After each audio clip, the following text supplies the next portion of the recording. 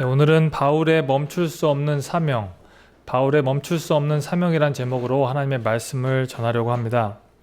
바울은 1차, 2차, 3차 전도 여행을 마무리하고 마지막 여정으로 꿈에 그리던 로마에 입성하게 됩니다.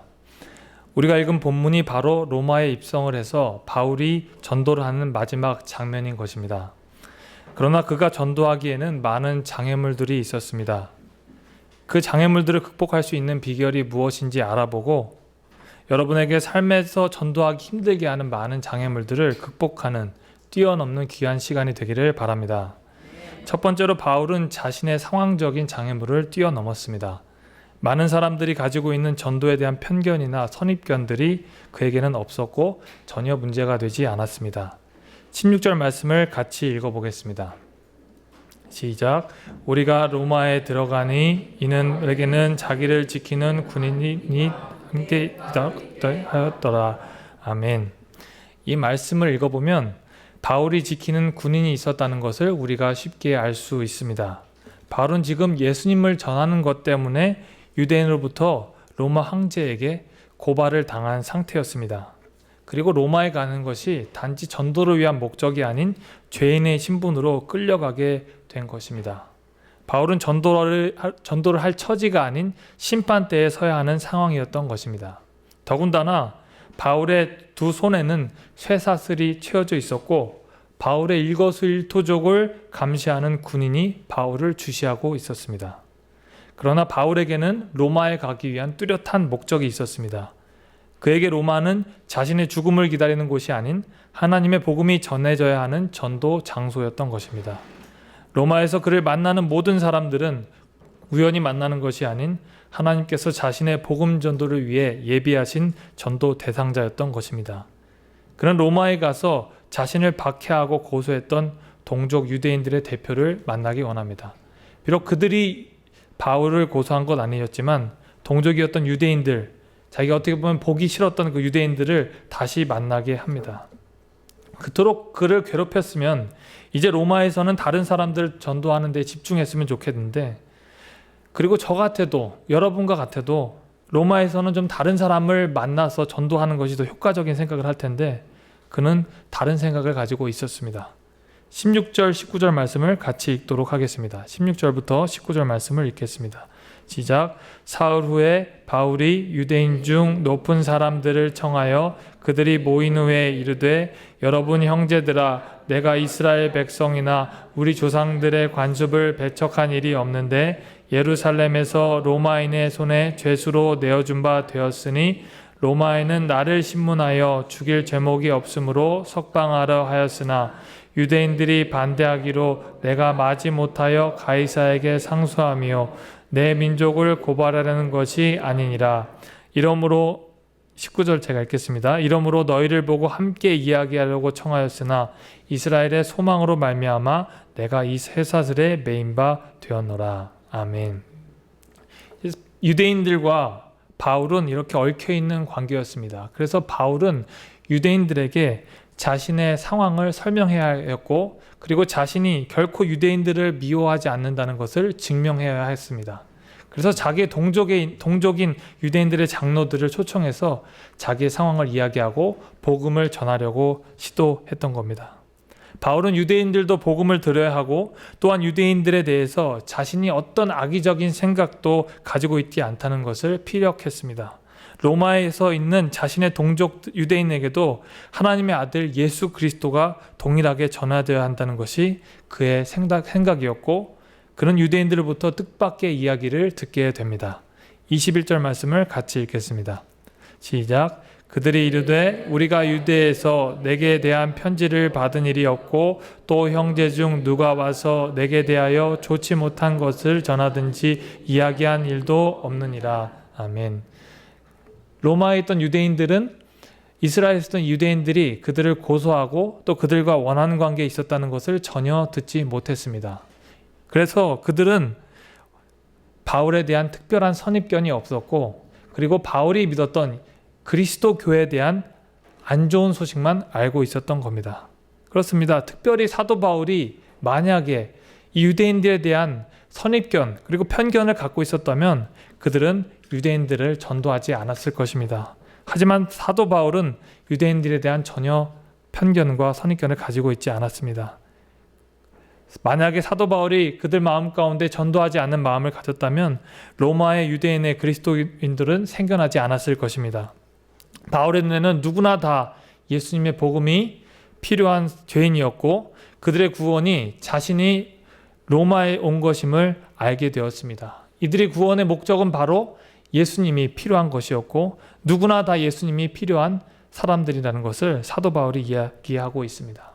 여러분, 복음 전도에 대해서 여러분은 어떠한 오해를 갖고 계십니까? 어떠한 편견을 가지고 여러분이 복음을 전하지 못하고 있습니까? 전도는 옛날 사람들이 하는 구시대적인 방식이라고 생각되진 않습니까? 그리고 어떤 분들은 이야기합니다. 전도의 시대는 끝났다라고 생각하는 분들도 계실 수 있습니다. 그리고 우리가 믿는 한국에는 더 이상 예수님을 몰라서 못 믿는 사람은 없고 단지 안 믿는 것이긴 뿐이기 때문에 예수를 모르는 곳, 미전도 종족에만 가서 하나님의 말씀을 전하는 것이 더 좋은 것이다 라는 생각에 우리 주위 사람들에게 하나님의 복음을 전하지 못하고 있지는 않습니까? 여러분 잘 기억하셔야 됩니다. 여러분 주위를 잘 돌아보고 여러분의 주위 사람들에게 그리고 유대인들에게 자기 동족들에게 복음을 전했던 사도 바울의 심정이 우리들 가운데 심겨져야 한다는 겁니다. 우리들 주위에 직장에 학교에 여러분이 하나님의 말씀을 전한다면 그것이 바로 바울이 전도를 했던 로마가 된다는 겁니다. 특별히 여러분들이 많이 갖고 있는 전도의 오해가 무엇입니까? 바로 이것일 것입니다. 나는 전도를 못합니다. 나는 전도가 너무 어렵습니다. 전도는 내가 하는 것이 아니라 전도의 훈련을 받은 그런 사람들이 하는 것이다 라는 생각을 하게 됩니다. 아니죠. 하나님은 우리 평범한 신앙인들을 통해서 하나님의 구원의 역사가 일어나기를 원하십니다. 그리고 감사한 것은 성령님께서 전도하는 우리들에게 입술과 행동들을 지켜주시고 힘을 주신다는 사실입니다. 마태복음 10장 19절 20절을 다 같이 읽겠습니다. 시작.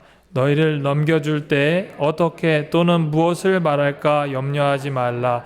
그때 너희에게 할 말을 주시리니 말하는 이는 너희가 아니라 너희 속에서 말씀하시는 이 곧 너희 아버지의 성령이시니라. 아멘. 여러분 복음 전도를 한다면 참 힘든 것이라고 생각이 듭니다. 그러나 오늘 말씀처럼 성령님께서 우리들을 이끌어 주시고 또 성령님께서 우리를 사용하셔서 복음 전도를 한다고 하는 것은 참으로 영광된 일이고 쉬운 일이 될 것입니다. 새 학기마다 학생들을 전도하기 위해서 우리 교회 청년들과 함께 샌프란시스코 다운타운으로 갑니다. 갈 때 많은 장애물들이 우리에게 있고 개인적으로 저에게도 있습니다. 많은 장애물 중에 하나가 바로 주차 자리가 될 것입니다. 다운타운에는 주차 자리가 없고 공사가 많이 진행되다 보니까 요즘에는 정말 주차 자리 찾는 것이 하늘의 별 따기 수준입니다. 그래서 바트를 타고 다운타운에 가면 아주 편하고 좋은 일이지만 전도 용품들이 있고 또 청년들을 라이드를 해야 되고 또 제 자녀를 데리고 가야 하니까 바트를 타는 것이 엄두가 나지 않습니다. 그래서 기도하는 마음으로 차를 끌고 그리고 다운타운으로 갑니다. 갈 때마다 감사한 것이 하나님께서 정말 성령님을 통해서 선한 길로 인도하시다는 것을 체감하게 됩니다. 정말 주차 자리가 없는 곳에서도 주차 자리를 발견하고 대부분의 자리에서 무료 주차를 하면서 정말 편하게 하나님의 일을 하게 되는 것을 보면서 많은 것을 깨닫게 됩니다. 내 일에서 하나님이 이렇게 도와주는 것 말고 내가 하나님을 하니까 하나님 일을 하나님이 하게끔 내가 사용받는구나라는 생각을 많이 하게 됩니다. 그리고 그곳에서 하나님께서 만날 사람들을 보내주시고 또 이끌어 주실 때 정말 영적인 큰 희열을 느끼게 됩니다. 어렵다고 생각되고 힘들다고 느끼고 생각되는 전도는 실제로는 아주 쉽고 기쁜 일입니다. 왜냐하면 성령님께서 가장 직접적으로 우리에게 개입하시는 일이 전도이기 때문이죠. 이 축복을 누리시는 저와 여러분들이 되기를 바랍니다. 두 번째로 바울은 장애물을 극복하기 위해서 전도에 대한 전략을 세웠습니다. 23절 말씀을 같이 읽겠습니다. 시작. 그들이 날짜를 전하고 그가 유숙하는 집에 많이 오니 바울이 아침부터 저녁까지 강론하여 하나님의 나라를 증언하고 모세의 율법과 선지자의 말을 가지고 예수에 대하여 권하니라. 아멘. 우리가 바울의 전도를 생각해 보면 무조건 말씀을 막무가내식으로 전했다고 생각할 수 있습니다. 하지만 오늘 말씀에서 보면 바울은 성령님께서 주시는 지혜를 통해서 자신의 전도 전략을 세우고 실천했던 것을 보게 됩니다. 유대인들의 대표들과 만난 바울은 다시 만날 날을 서로 정하고 또 바울이 기거하는 집으로 그들을 초청했습니다. 그럴 때 어떤 일이 일어났습니까? 많은 사람들이, 그들이 모였던 사람도 더 많은 사람들이 바울의 말씀을 듣기 위해서 모이게 되었습니다. 우리가 좀 더 자세히 말씀을 보면 바울이 어떻게 유대인들을 설득했는지 대해서 알 수 있습니다. 오늘 말씀 21절 후반부에 보면 이렇게 나와 있죠. 바울이 모세의 율법과 선지자의 말을 가지고 예수에 대해서 권했노라. 생각해 보십시오. 유대인들은 이미 하나님을 신뢰하는 사람입니다. 다윗이 또 모세의 후계자인 메시아가 오기를 기대하는 그 이스라엘 사람들에게 사도 바울은 바로 그 기다리는 메시아가 예수님이라는 것을 철저히 증명하였고, 그리고 모세의 율법 그리고 선지자의 말로부터 바로 예수님이 오셨다는 것, 오실 그가 바로 예수님이라는 것을 바울이 증명하고 있습니다. 그렇게 바울은 구약의 많은 예언들을 통해서 이미 오신 구세주를 설명하고 있습니다. 이것이 바로 바울이 유대인을 전도했던 전도 전략의 기본 방법이었습니다. 사도행전 13장 36절부터 39절이 바로 사도 바울이 유대인들을 전도했던 설교의 기본 틀이었습니다. 같이 읽겠습니다. 13장 36절로 39절 말씀 시작. 다윗은 당시에 하나님의 뜻을 따라 섬기다가 잠들어 그 조상들과 함께 묻혀 썩음을 당하였으되 하나님께서 살리신 이는 썩음을 당하지 아니하였나니 그러므로 형제들아 너희가 알 것은 이 사람을 힘입어 죄사함을 너희에게 전하는 이것이며 또 모세의 율법으로 너희가 의롭다 하심을 얻지 못하던 모든 일에도 이 사람을 힘입어 믿는 자마다 의롭다 하심을 얻는 이것이라. 아멘. 그들에게 유대인들에게 다윗과 모세의 이야기를 하면서 진정한 구세주인 예수님을 전파했다는 겁니다. 이것이 바울이 가지고 있던 전도 전략이었습니다. 한국교회에서 많은 전도 전략을 가지고 복음을 전했습니다. 전도의 역사가 참 깁니다. 그런데 생각해보면 전도를 좀 전략을 가지고 하지 못했나 하는 생각을 많이 하게 됩니다. 노방전도를 할 때 우리가 많은 것을 보면서 우리도 불쾌한 경우를 많이 보지 않았습니까? 예수 천국, 불신 지옥은 우리가 다 맞는 일이라고 알고 있습니다. 하지만 공공질서를 해치면서 그리고 복음을 전하는 모습에 기독교인들이 과연 저렇게 하는 방법이 최선의 방법일까라는 생각을 하면서 우리가 전도의 방법에 대해서 많이 고민을 했습니다. 하지만 많은 고민의 방법들을 우리가 실천하지 못했던 것 같습니다. 계속적인 그런 전도를 통해서 한국 기독교의 이미지들 그리고 많은 오해들이 생겨서 교회에 대한 많은 벽들이 생겨왔습니다.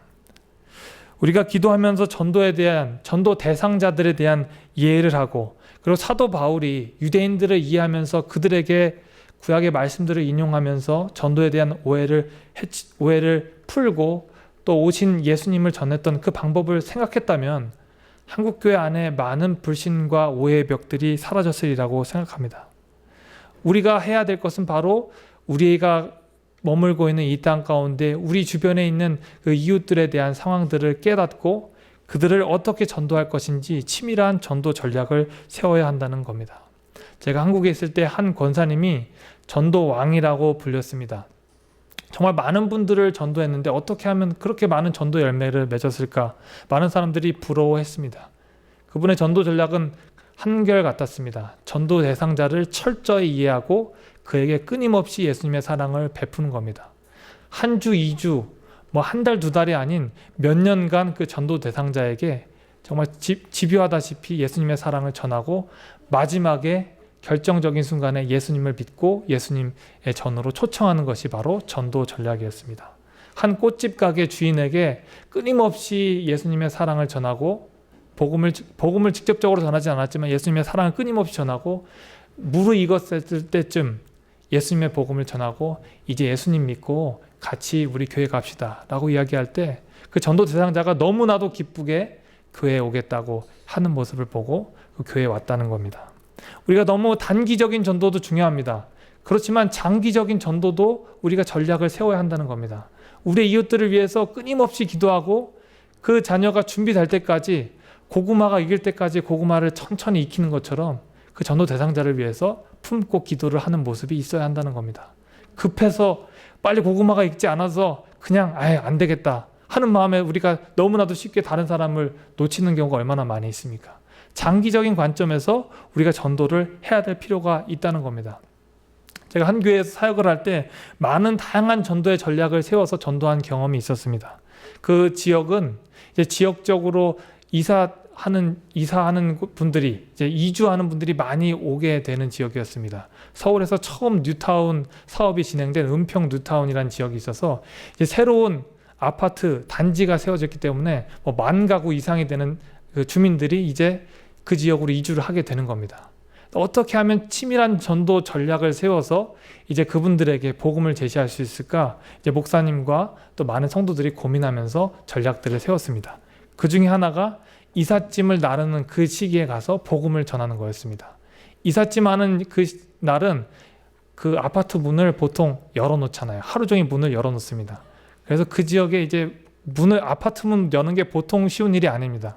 아파트 문이 열려있는 날은 단지 그날 하루이기 때문에 그때 교회에서 준비한 전도 패키지를 잘 싸가지고, 그리고 이사한 집에 꼭 필요한 것들이 있잖아요. 그날은 꼭 휴지가 없을 수도 있고 그 흔한 물이 없어요. 물도 준비하고 꼭 필요한 생필품들, 또 교회에서 준비한 수건들, 그런 것들을 다 준비해가지고 가져갑니다. 수건도 꽤 귀한 물품이 됩니다. 왜냐하면 수건을 다 또 이삿짐에 넣어놨기 때문에 그 흔한 수건이나 물이 없습니다.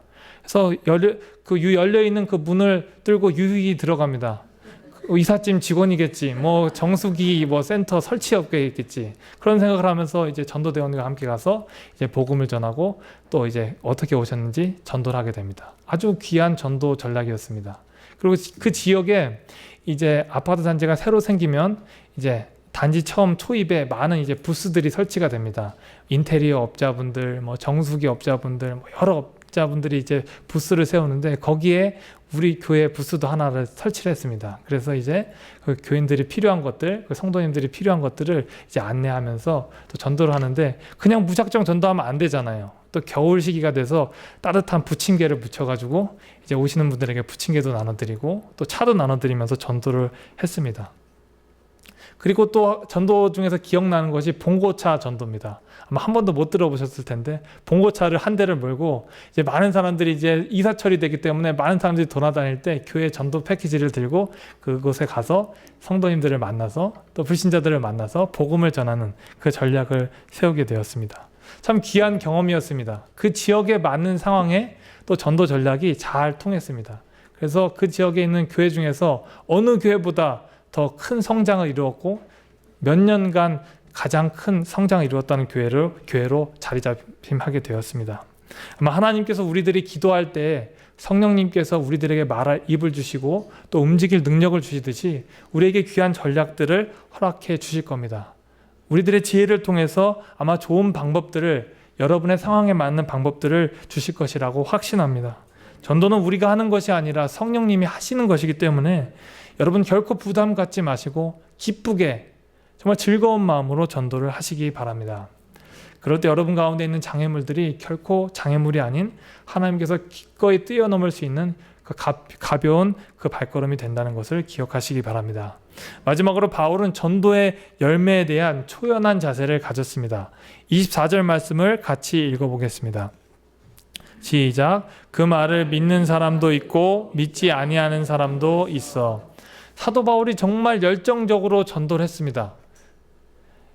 유대인들을 잘 모으고 또 전략을 잘 세워서 그들에게 맞는 복음을 제시를 했습니다. 예수님에 대해서 잘 전하고 그들이 오해하지 않게 유대인으로부터 나온 그 예수님의 뿌리에 대해서도 자세히 설명을 해왔습니다. 심지어 시간도 아침부터 저녁까지 정말 하루 종일 하나님의 복음을 전했습니다. 이렇게 효과적으로 완벽한 전도의 열매가 어떤지 보십시오. 24절 말씀이 이렇게 나뉘어 있지 않습니까? 믿는 사람도 있고 또 믿지 아니하는 사람도 있었다고 합니다. 그런데 반반이라고 생각하면 안 됩니다. 그 이후의 말씀을 보면 믿는 사람은 소수였다는 것을 짐작할 수 있게 됩니다. 그리고 믿지 않은 사람들이 대부분이었다는 것을 알게 됩니다. 25절 이후에 바울의 말을 읽어보면 바울이 약간 격양된 말로 이렇게 이야기하는 겁니다.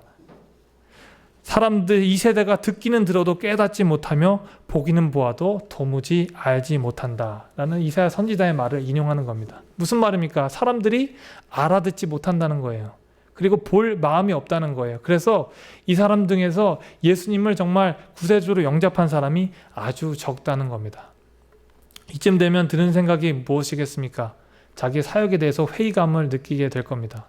전도를 정말 열심히 하고 최선을 다해서 기도하며 준비했는데 열매가 보이지 않는 것만큼 허무한 것이 어디 있겠습니까? 아마 다른 지역으로 자기의 사역지를 옮기는 것이 더 지혜롭고 또 자기의 사역에 대해서 한탄할 수가 있을 것입니다.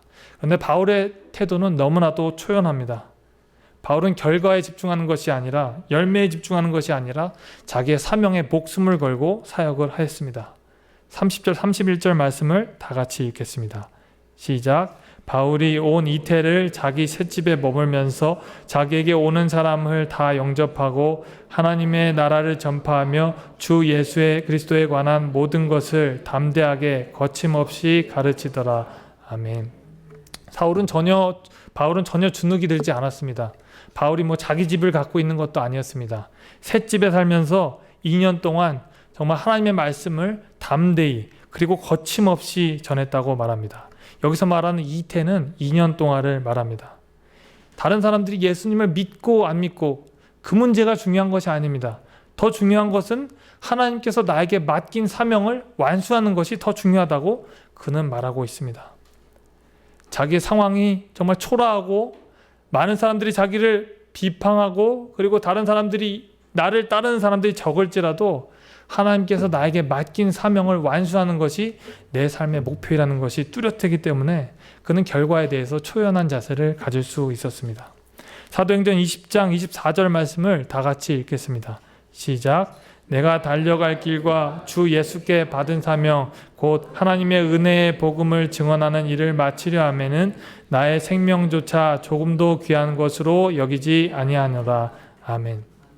이것은 바울의 사명 선언문이자 그리스도인 전도자들이 기억해야 할 신앙 자세인 것입니다. 여러분이 전도했는데 또 전도자가 있는데 대상자가 있는데 전도를 하는데 잘 안 됩니다. 이렇다고 낙심해야 할까요? 그렇게 할 필요가 없다는 겁니다. 열매가 없다고 우리가 한탄해야 될까요? 그럴 필요가 없다는 겁니다. 그 열매는 우리의 눈으로 판단할 수가 없는 겁니다. 우리가 성도들을, 우리의 친구를 교회로 인도했다고 해서 그게 열매라고 우리가 말할 수 있겠습니까? 예수님의 시각으로 볼 때 어떤 것이 열매입니까? 아무리 자녀들이 교회에 나와도 교회에 나와서 정말 예수 그리스도로 말미암아 우리의 영혼이 새로워지고 예수님을 나의 구세주로 영접하는 그 단계에 이르는 것이 열매라고 할 수 있지 않겠습니까? 그렇기 때문에 우리의 눈으로 이 열매를 판단하는 것 자체가 어리석은 것이라는 겁니다. 그리고 이것이 다 끝이 아니라는 겁니다. 우리가 해야 될 것은 사도 바울이 했던 것처럼 하나님께서 우리에게 맡기신 사명에 충실하면서 오늘 하루도 정말 눈물로 씨를 뿌리는 자에게 기쁨으로 단을 거둘 수 있는 그 농부의 마음을 가지고 하루하루 살아가는 것입니다. 그게 바로 그리스도인이 가져야 되는 사명이라는 겁니다. 바울의 인생의 죽음과 최후는 성경에서 기록되어 있지 않습니다. 오직 하나님이 기억하시는 바울의 마지막 부분은 처참히 고난을 받는 모습이 아닌 전심전력으로 하나님의 복음을 전하는 모습이었습니다. 그것이 사도행전의 마지막 모습이고 하나님이 기억하는 바울의 모습이었습니다. 여러분은 하나님께서 여러분을 어떻게 기억하시기를 원하십니까? 어제 말씀을 우리 PPT 담당자에게 청년에게 주었습니다. 그런데 그 형제가 뭐가 잘못됐는지 저에게 다시 답장을 했습니다. 전도사님, 본문이 잘못된 것 같습니다. 사도행전 29장 16절로 30절은 존재하지 않습니다. 제가 사도행전 28장을 29장으로 쳐서 사도행전 29장 16절 30절을 찾아봤는데 없다는 겁니다. 그래서 다시 저에게 메시지를 남겼습니다. 그래서 제가 정정하면서 보냈습니다. 미안합니다. 다시 28장 16절로 30절 말씀으로 정정합니다. 그것을 보면서 곰곰이 생각했습니다. 29장의 말씀은 존재하지가 않습니다. 하지만 하나님께서 기억하시는 그 사도행전의 마지막 모습은, 사도 바울의 모습은 끊임없이 자기의 온 마음을 다해서 전심전력해서 하나님의 복음을 전하는 사도 바울의 모습이었습니다. 그래서 사도 바울을 우리가 현재 진행형의 그 말씀이라고, 사도행전을 현재 진행형의 복음이라고 이야기하지 않습니까? 액치라는 것이 바로 사도들의 행동들이지 않습니까? 비록 성경은 아니지만 사도행전 29장 30절의 역사는 초대교회 역사를 통해 일어나고 있고, 지금 이 순간에도 하나님께서 우리의 삶을 통해서 이루어가길 원하신다는 겁니다. 우리의 삶에 어떤 전도의 장애물이 있을지라도 그것을 뛰어넘고 복음의 전도에 매진하고 하나님의 복음의 일을 할 때에 하나님께서 우리들을 사도행전 29장 30장의 주인공으로 삼아주실 줄 믿습니다. 오늘 말씀을 정리하겠습니다. 복음은 언제든지 전해져야 합니다. 복음은 멈출 수가 없는 하나님의 사명인 겁니다.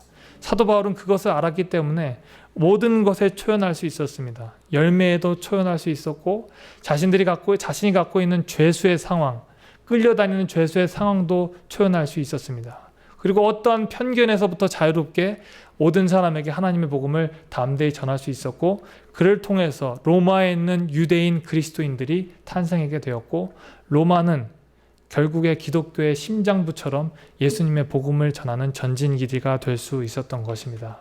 여러분, 오늘 말씀을 통해서 여러분이 갖고 있는 영적인 장애물들, 그리고 여러분의 상황적인 장애물을 뛰어넘고 하나님이 기뻐하시는, 그리고 성령님께서 늘 함께 하시는 이 쉬운 전도를 전도 축제 기간에 기쁘게 참여하는 저와 여러분들이 되기를 바랍니다. 시간 다 같이 기도하겠습니다.